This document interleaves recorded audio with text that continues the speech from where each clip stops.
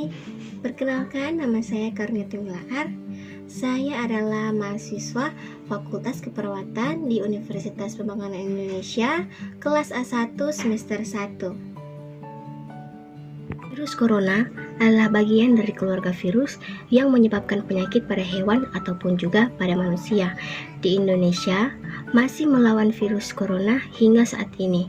Begitupun juga di negara-negara lain. Jumlah kasus virus corona terus bertambah dengan beberapa melaporkan kesembuhan, tapi tidak sedikit juga yang meninggal. Usaha penanganan dan pencegahan terus dilakukan demi melawan COVID-19 dengan gejala mirip flu. Kasusnya dimulai dengan pneumonia atau radang paru-paru misterius pada Desember 2019. Kasus infeksi pneumonia misterius ini memang banyak ditemukan di pasar hewan tersebut. Virus corona atau Severe Acute Respiratory Syndrome Coronavirus 2 adalah virus yang menyerang sistem pernapasan.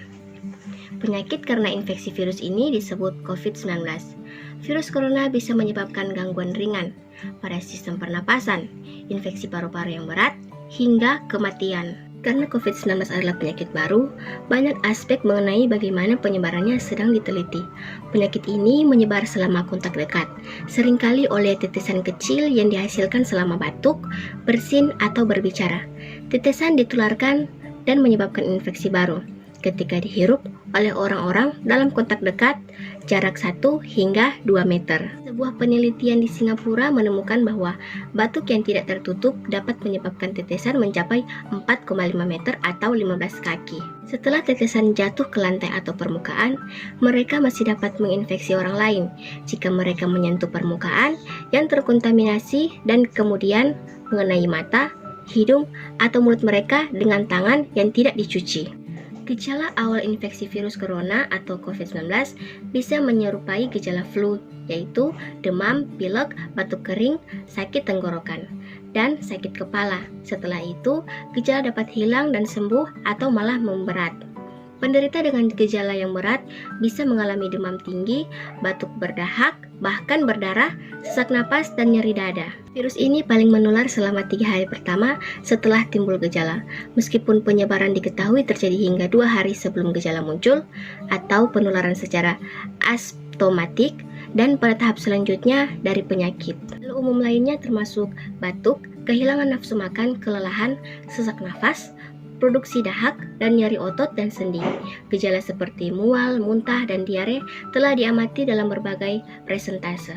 Gejala yang kurang umum termasuk bersin, pilek, atau sakit tenggorokan.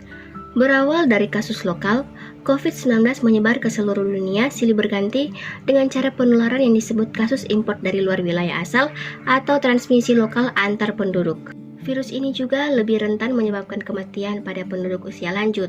Namun, ada juga penduduk di kelompok usia ini yang berhasil sembuh, dan seorang bayi juga meninggal karena COVID-19.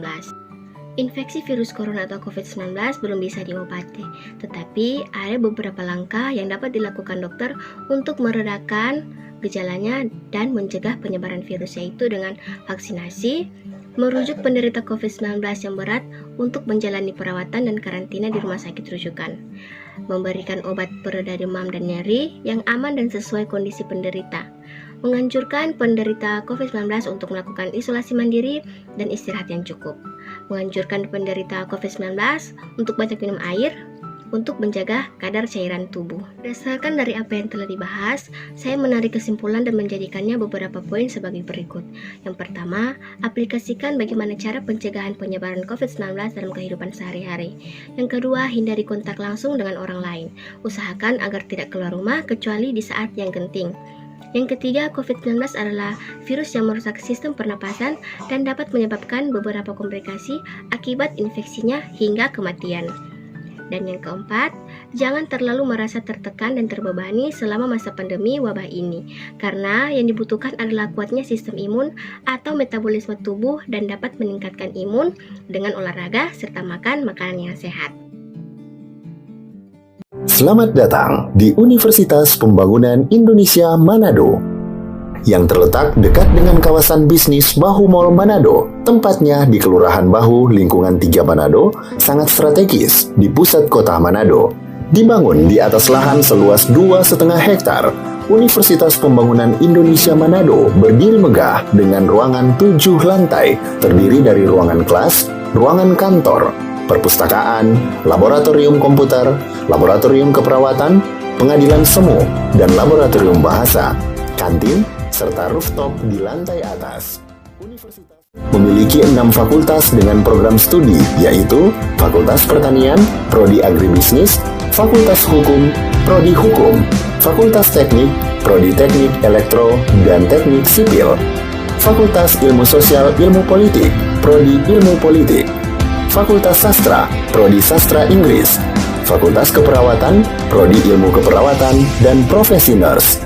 Didukung oleh sumber daya manusia yang berkompeten dan tersertifikasi, Universitas Pembangunan Indonesia Manado memiliki dosen dan tenaga kependidikan dengan latar belakang S2 dan S3 lulusan dalam dan luar negeri.